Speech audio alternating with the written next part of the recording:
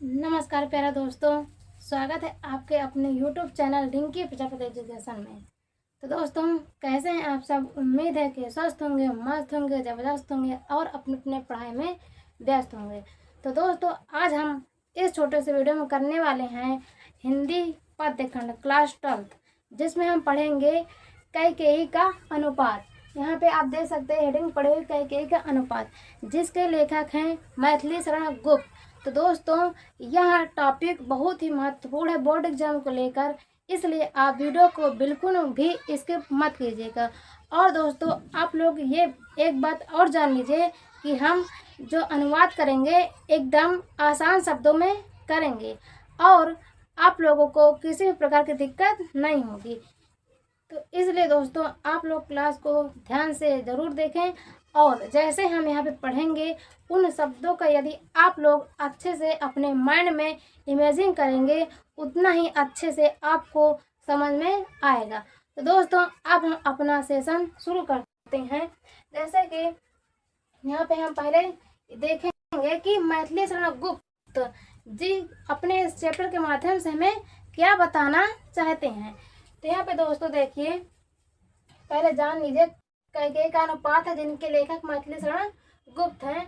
और जो ये कैकेयी का अनुपात चैप्टर है, हमारा पद्य खंड है, ये किस ग्रंथ से लिया गया है। यदि एग्जाम में पूछता है ऑब्जेक्टिव क्वेश्चन में, तो हम यहाँ बताएंगे कि ये साकेत ग्रंथ से लिया गया है। और अब दोस्तों, अब हम इसका करेंगे अनुवाद, और अनुवाद करने से पहले जानेंगे कि मैथिली शरण गुप्त क्या बताना चाहते हैं। तो यहाँ पे दोस्तों, कैकेयी जी को पश्चाताप होता है। और किसका पश्चाताप होता है? जब वो दशरथ जी से राम के लिए 14 वर्ष का वनवास का वरदान ले लेती हैं।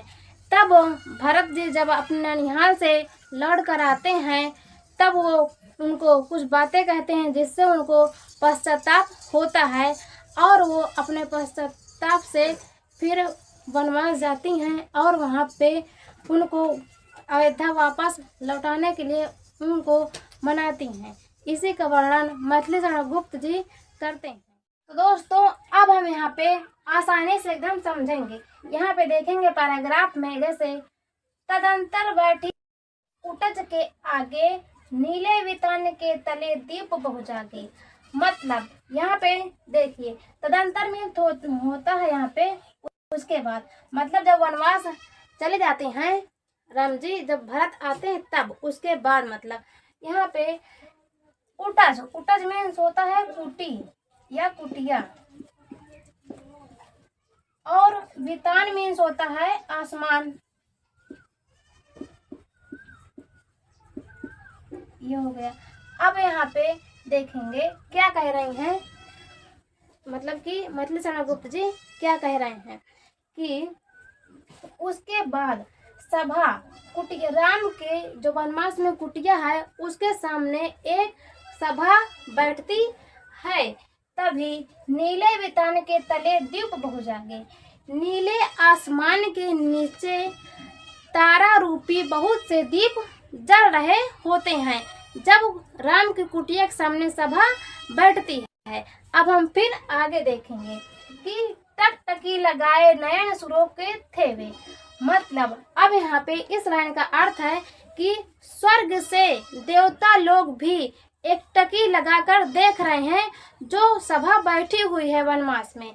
तो यहाँ पे अब और आगे देखेंगे, जैसे यहाँ परिणाम उत्सव उन भयातुरों के थे वे। मतलब जब यहाँ पे सभा देख रहे थे स्वर्ग से देवता लोग, तो वो भी भयभीत हो गए थे और सभा के परिणाम को देखने के लिए वो उत्सुक हो रहे थे। यहाँ पे जैसे देखिए, परिणाम उत्सुक, परिणाम उत्सुक मतलब उसके परिणाम को देखने के लिए उत्सुक हो रहे थे।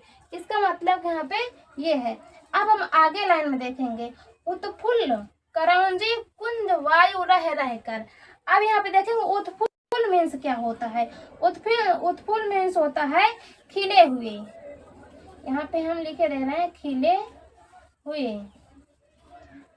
और करौंदी कुंज मीन्स, करौंदी मतलब करौंदी का पेड़ होता है, कुंज मीन्स होता है बगीचा, इसे हम बगीचा। अब यहाँ पे देखेंगे कि खिले हुए करौंजी के बगीचे से वायु आ रहे थे। इसका अर्थ ये हो गया। अब इसके आगे देखें, करती थी सबको पुलक पूर्ण महमाय कर। जो करौंजी का बगीचा था वहां से वायु आ रही थी, वो सबको, जो वहां पे सभा बैठी थी, उनके मन को आनंदित और मनोरंजक कर रही थी अपनी वायु से। ऐसे अब यहाँ पे आगे देखेंगे, जैसे अब करती थी सबको पुलक पूर्ण महमाय कर। पुलक पूर्ण मीन्स होता है आनंदित। इसे हम लिखेंगे यहाँ पे आनंदित, ये हो गया। अब इसके आगे वाली लाइन में देखेंगे, वह चंद्र लोग था कहाँ चांदनी वैसी।